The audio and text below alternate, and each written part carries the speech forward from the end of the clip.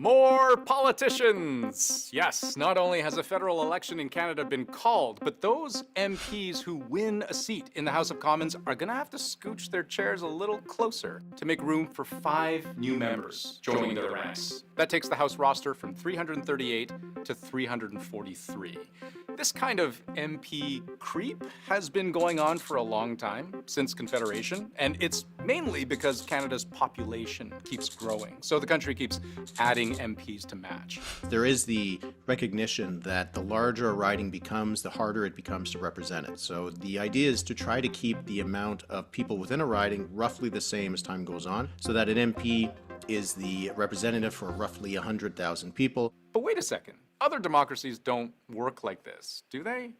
In the United States, for example, there are 435 representatives in the House, and that's it. The total number never changes, even as the population grows and elections swing the results one way or the other. So why does Canada keep adding MPs instead of simply redistributing the ones it's got? Well, turns out it's the US that's the outlier. Many democracies do this, India, for example. And in Canada, this can be a very politically sensitive topic. It also means Canadian Parliament just keeps getting bigger and bigger. Let me explain.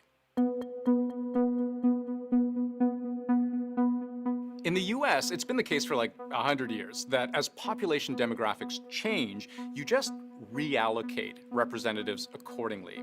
So as we saw with the most recent congressional seat change after the 2020 census, states like Texas, Florida, and Montana, which saw big bumps in population, they add seats. But representation in the US is also a zero-sum game. So to compensate for the winners, you need losers. And that means states like New York, California, and Michigan, with slower population growth, they lose seats. Like the US, Canada goes through this same exercise every 10 years to change the electoral map according to changes in population. But unlike the US, Canada doesn't really like to take seats away from provinces, so we keep adding them. And Quebec makes this point for us. C'est la première fois depuis plus de 50 ans qu'une province est menacée de perdre du poids à la Chambre des communes. When Canada redrew its electoral map based on new census data a couple of years ago, 3 provinces came out ahead: Alberta, BC, and Ontario. That's because in the last 10 years between 2 censuses, in the 10 years between 2011 and 2021, Alberta's population boomed almost 17%, jumping from 3.6 million to 4.3 million. That outpaced the rest of Canada, so it earned 3 additional seats in the House of Commons. But on the other hand, look at Quebec. Their population growth lagged, and they were actually due to lose 1 seat. Le Québec perd un siège en raison peut-être d'une plus faible natalité, en raison aussi d'une immigration qui est plus faible. The Bloc Québécois came at this fast. And it's hard to overstate how politically sensitive an issue this was. I think for Quebec, one of the issues has always been representation for Quebec as a distinct society within Canada. It was one of the principles that was behind the Meech Lake Accord, for example, that Quebec would have a certain percentage of seats in the House of Commons.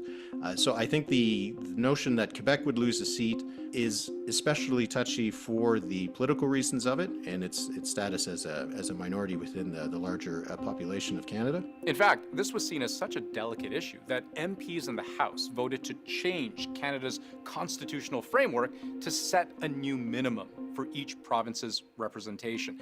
And that minimum was whatever they already had at the time, which basically amounts to saying no province can lose seats. Having another grandfather clause where you would never drop below a certain amount is just a way to ensure that you don't have to remove seats from the House of Commons, remove seats from different provinces. I just think politically it's just an easier thing to sell to voters that they're getting more representation rather than getting less. The Bloc, the Liberals, the NDP, the Greens, they were all overwhelmingly in favor of this. And while Western Conservatives mostly voted against it, many in the East, including every Quebec Conservative MP, voted in favor. And there are versions of this legislation that keep cropping up as you go back, decade after decade, which has meant that for the last 50 years, no province has ever lost seats after a census redistribution. So To account for population changes, Canada has instead, over that period, added more than 50 MPs to the House. But here's a question. When does it stop? The interesting thing about why the US froze the number of representatives in the House at 435 is precisely because they thought the number was getting too crazy. As in, yes, there is such a thing as having too many politicians, and too many people is too unmanageable. They came to this conclusion about 100 years ago. Might Canada be on the cusp of this same realization? Well, at the current rate, Canada might have another 100 years to go until it reaches 435 MPs in its House. And even then, there are absolutely legislative bodies that have more than what the Americans have. France's National Assembly has 577 members. The German Bundestag has 630, and the UK's House of Commons has 650. For a while, Italy's Chamber of Deputies was up there too, with 630 members, but 5 years ago, it took a chainsaw to that number, reducing it to 400. Partly to streamline Parliament and partly to save a whole whack of money, an estimated billion euros over the course of a decade. But let's go back to this map of the US. The side effect of freezing the number of representatives at 435, even as the population of the country grows, is that each member of the House has to represent the interests of more and more people.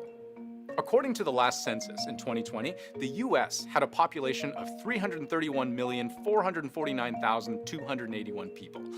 With 435 members of Congress representing them in the House, that's 761,952 people on average they're each responsible for. That's a massive number of people, especially when you compare that to other developed nations. There's Canada, where each MP represents more like 100,000 people, and the range is pretty big, from Iceland to Japan.